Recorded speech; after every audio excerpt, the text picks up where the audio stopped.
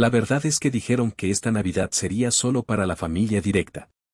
Nada del otro mundo, solo simplificar las cosas. Eso fue lo que mamá le comunicó a Lisa en la cadena de correos familiares. Yo no estaba en esa cadena. Me enteré porque Lisa respondió a todos por error. Así que, de todos modos, me presenté. Nevaba cuando llegué a la casa, el mismo foco del porche que papá había instalado en el 93, aún torcido, aún parpadeando como si no pudiera decidirse. No había pisado ese escalón en 7 años, no desde el día que lo enterramos. Llevaba algo en la mano, una pequeña caja envuelta en papel plateado, atada con una cinta azul marino. Había doblado las esquinas con cuidado, pegado todo plano. Parecía algo que comprarías en una tienda, pero lo había preparado yo misma. Con suavidad, llamé 3 veces, ni suave, ni fuerte, lo justo. La puerta se abrió y Lisa estaba allí. Parpadeó, como si acabara de salir de un recuerdo que no quería evocar. ¿Mamá ha pedido algo?, preguntó. No respondí de inmediato. Simplemente le extendí la caja. Ella no pidió esto, dije, pero debería abrirlo de todos modos. Lisa no se movió, así que entré. Hacía calor, ese tipo de calor que huele a canela y pino y algo horneándose en el horno, el tipo de calor que te dan ganas de quitarte el abrigo y quedarte. Pero no lo hice. Los calcetines navideños ya estaban colgados, mamá, Lisa, Thomas, eso era todo. Nada de Ellen en la repisa de la chimenea, una nueva foto familiar tomada sin mí. Estaban de pie frente al árbol, suéteres a juego, grandes sonrisas, la foto que solía estar allí, papá con su brazo alrededor de mí, ambos sosteniendo palas para la nieve y riendo como idiotas, esa había desaparecido. Pasé por el salón y entré en la cocina, la misma nevera, el mismo corcho, pero las viejas notas del colegio y las notas de agradecimiento de la iglesia habían sido reemplazadas por dibujos de figuras de palitos hechos por los hijos de Lisa y una tarjeta para confirmar la fecha de renovación de sus votos matrimoniales. Coloqué la caja justo debajo del imán que solía sujetar mi carta de aceptación a la universidad. Parecía pequeña bajo ese gran imán de Feliz Navidad, pequeña, pero se sentía más pesada que cualquier otra cosa en esa casa. Lisa estaba de pie en la puerta detrás de mí. «¿No te quedas?», dijo. No era una pregunta. Negué con la cabeza, solo vine a dejar algo. Ella asintió una vez, tensa, como si no pudiera entender a qué había venido en realidad. Caminé hacia la puerta, pasé por el lugar donde solía colgar mi foto. Ahora había un dibujo allí, corazones de crayón, una figura de palitos, una familia de 4. Supongo que 5 eran demasiados. Hice una pausa, luego me giré lo suficiente para decir, dile a mamá que puede abrirlo el 25, o antes si quiere. No estaré aquí de todos modos. Luego salí a la nieve y cerré la puerta detrás de mí. Nunca hubo una pelea, ni gritos, ni portazos, ni una discusión final donde alguien gritara, vete. Eso habría sido más fácil, creo. En cambio, sucedió en silencio. Papá tuvo su derrame cerebral en el otoño de 2015. Dejé mi trabajo de enfermera en Allentown y me mudé de nuevo a casa para ayudar. Mamá dijo que solo serían unas semanas hasta que encontraran una enfermera a domicilio, pero la enfermera nunca llegó. Yo era la enfermera. Ayudé a papá a volver a aprender a sostener una cuchara. Rastreaba sus medicamentos, limpiaba las sábanas, le masajeaba los pies cuando se le acalambraban en medio de la noche. Le cortaba las uñas de los pies.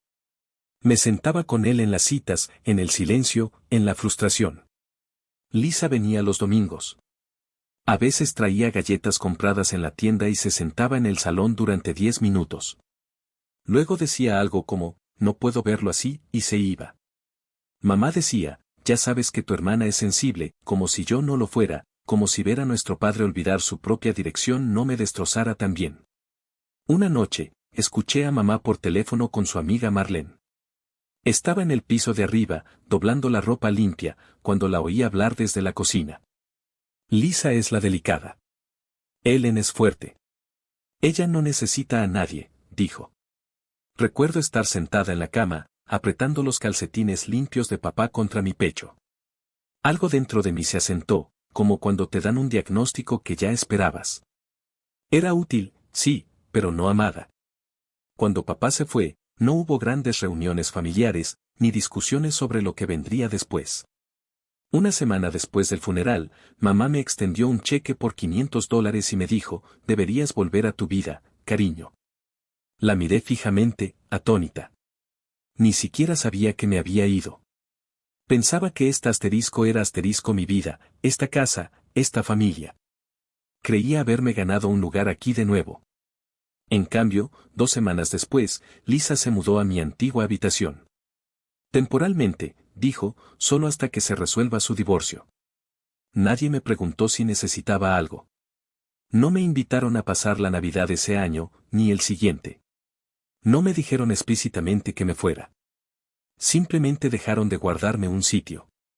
Al principio, pensé que era el duelo, que quizás no sabían cómo incluirme sin papá. Pero entonces empecé a ver los mensajes de grupo familiares, las fotos, las pequeñas bromas internas de las que ya no formaba parte. Y cuando Lisa envió ese correo electrónico el mes pasado, uno en el que pensaba que no estaba copiada, comprendí que esto no era un accidente. Era la nueva versión de la historia, una en la que yo nunca había estado realmente en la foto. Hay una fotografía que publicaron hace 2 años, en la mañana de Navidad, Lisa, mamá y Thomas en pijamas a juego, sosteniendo tazas, sonriendo en el sofá. Recuerdo ese sofá. Recuerdo haberlo comprado con papá cuando el viejo se rompió. Me dejó elegir la tela, un tartán azul, pero en esa foto, parecía que yo nunca hubiera existido. Es extraño ser borrada sin que nadie diga la palabra, pero aún más extraño darte cuenta de que una parte de ti lo permitió porque el silencio es más silencioso que preguntar por qué. Después de irme, no me alejé mucho, solo hacia el norte, a una pequeña cabaña alquilada en las afueras de Tonkanic. Un dormitorio, paredes delgadas, un calentador que traqueteaba como una moneda suelta en un tarro. No era mucho, pero era tranquilo y era mío. Encontré trabajo en la clínica comunitaria, largas horas, un salario mediocre, pero un trabajo honesto. Atendía a personas que habían perdido sus empleos, su seguro, su esperanza. A veces solo necesitaban que alguien se sentara en silencio con ellos. Se me daba bien hacer eso. Todos los meses, como un reloj, enviaba $300 a la cuenta bancaria de mamá. Sin mensaje, sin remite. Sabía que ella sabría de quién venía. Nunca me dio las gracias, nunca lo mencionó, pero ingresó el dinero durante los primeros años. Pensé que quizás se pondría en contacto, que tal vez el silencio era solo temporal, una estación. Incluso compré regalos. Cada diciembre, envolvía una pequeña caja. Elegía el papel con cuidado, azul marino o plateado, nada llamativo. Escribía mamá en la etiqueta con letra pequeña y colocaba el regalo en una caja de zapatos que guardaba debajo de mi cama. Nunca los envié. No tenía el valor de mandarlos, y no tenía el corazón para tirarlos. La caja se volvía más pesada cada año. El de 2016 era una foto enmarcada de papá y yo de mi graduación universitaria, la única en la que él sonríe sin fingir. El de 2017, un conjunto de jabones de lavanda hechos a mano que encontré en una feria de artesanía. A ella le encantaba la lavanda. El de 2018 era una grabadora de voz, una que había comprado para la terapia del habla de papá cuando pensamos que quizás podría volver a aprender a hablar. La encontré mientras hacía las maletas después de que él falleciera. Casi la tiro, pero cuando pulsé play, escuché algo que había olvidado que todavía estaba ahí, su voz. Era suave, arrastrada, pero era él. La primera vez que escuché esa grabación, se me cayó la grabadora al suelo. Me desplomé en la silla y la dejé reproducirse en bucle.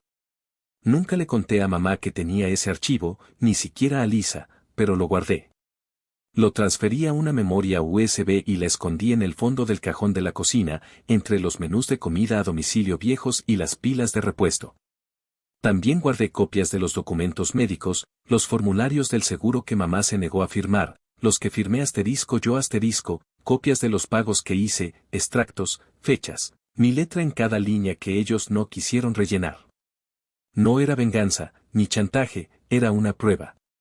Porque en el fondo sabía que llegaría el día en que alguien diría que no había sido así, que yo había exagerado, que me había hecho la víctima. Es lo que hace la gente cuando no quiere sentirse culpable, reescribir la historia. Así que conservé el original. Y este año, por fin, lo envolví, una caja, papel plateado, un lazo azul marino para ella. No me quedé mucho tiempo después de dejar la caja, unos minutos, quizás el tiempo justo para sentir el calor de la chimenea en la espalda, lo suficiente para oler el pastel de manzana, a Lisa siempre se le pasa, y las velas de canela que mamá insiste en encender, aunque la hacen estornudar. Nadie me saludó, pero tampoco me pidieron que me fuera. Me miraron como si fuera alguien de paso.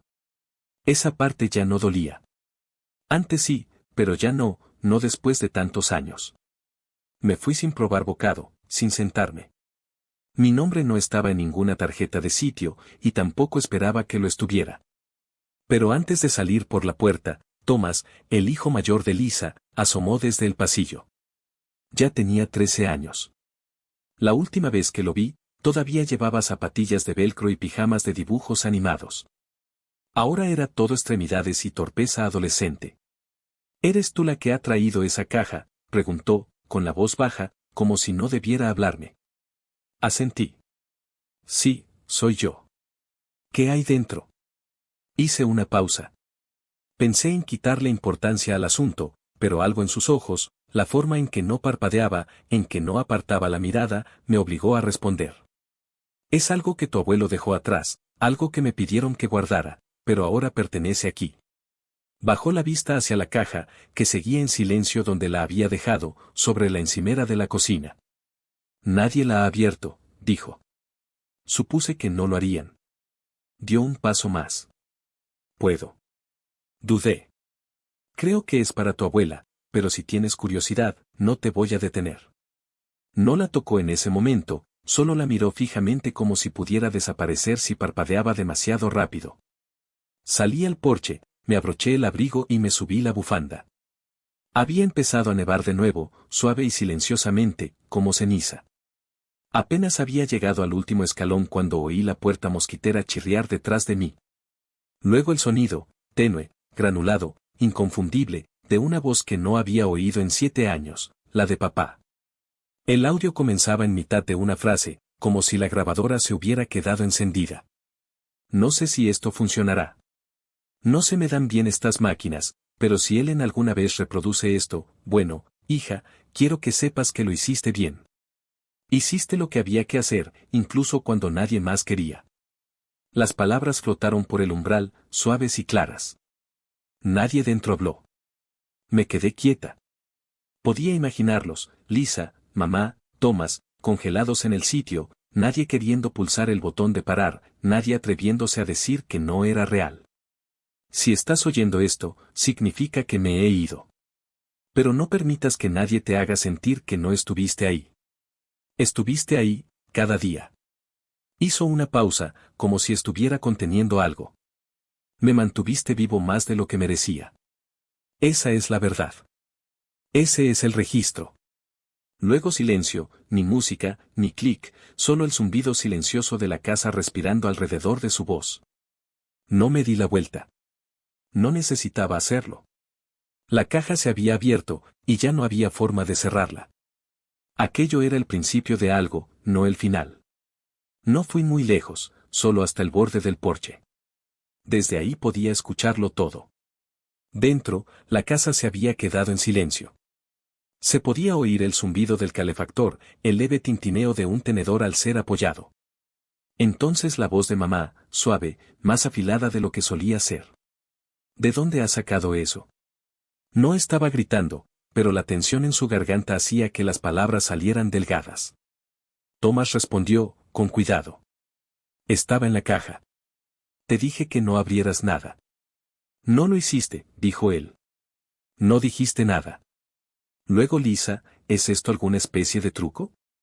Podía imaginarla con los brazos cruzados, de pie en el mismo lugar donde yo había estado hacía un momento, aún intentando averiguar cómo volver la situación a su favor. No es falso, dijo Thomas. Es el abuelo. Puedes oírlo. Más silencio. Imaginé la expresión en el rostro de mamá, la que ponía cuando se veía acorralada pero no quería admitirlo, labios apretados, ojos fijos en cualquier cosa menos en la persona que hablaba. Oí que se abría un cajón, el susurro de un papel, luego una larga respiración. Lisa de nuevo, Estos son papeles de seguro con tu nombre. Mío, oí decir a mamá, y suyo. Una pausa. Firmó cuando yo no quise. Lo dijo como si hablara consigo misma, como si las palabras salieran aunque no quisiera. ¿Ella pagó la póliza?, preguntó Lisa. ¿Todos estos años? Otra pausa, luego un sí. Yo permanecí quieta, los dedos enrollados en las mangas de mi abrigo. Ahí estaba, no una disculpa, no un cambio de opinión, sino la verdad, cruda, pequeña, innegable. La voz de Lisa de nuevo, esta vez más baja. Me dijiste que ella hacía las cosas más difíciles, que quería tener el control. Necesitaba a alguien a quien culpar, dijo mamá, y ella era la única que no se había ido. Eso me golpeó más fuerte de lo que esperaba. Levanté la vista al cielo. Estaba nevando de nuevo, constante, silenciosamente, acumulándose en las esquinas del porche. Entonces Thomas habló, no alto, solo curioso. ¿Por qué no volvió? Nadie respondió de inmediato. Luego mamá, apenas por encima de un susurro, porque no le pedí que lo hiciera. Eso fue todo, sin fuegos artificiales, sin gritos, sin una gran confesión, solo esa frase, pequeña, suficientemente verdadera. No esperé más. Bajé del porche y caminé hacia mi coche. El motor estaba frío, pero arrancó a la primera, esa pequeña misericordia que tomas como una victoria. Al alejarme, miré por el espejo retrovisor. Nadie estaba en la ventana, nadie salió corriendo, pero no necesitaba que lo hicieran. Le habían oído, habían visto los papeles, y por primera vez en 7 años, sabían exactamente quién había estado ahí todo el tiempo, no como un recuerdo, no como una carga, sino como un hecho. No conduje directamente a casa. Me detuve en un pequeño aparcamiento detrás del restaurante de la Ruta 6, al que papá solía llevarme después del servicio dominical. Estaba cerrado por las fiestas.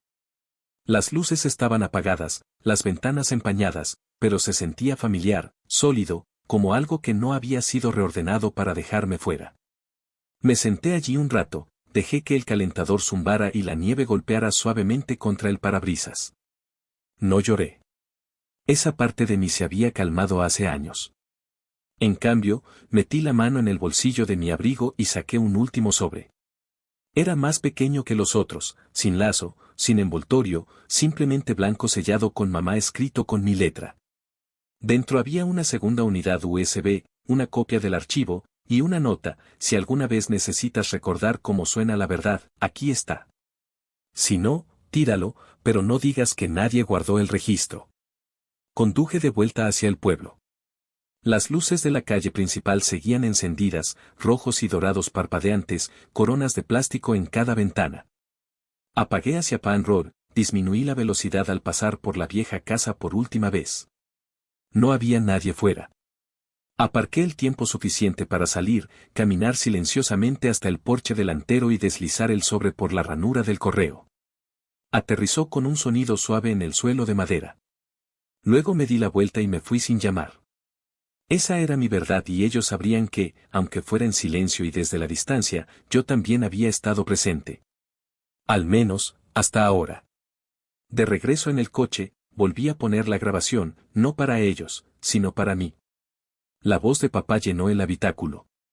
Hiciste lo correcto, Ellen, no con grandilocuencia, ni con orgullo, sino simplemente lo correcto.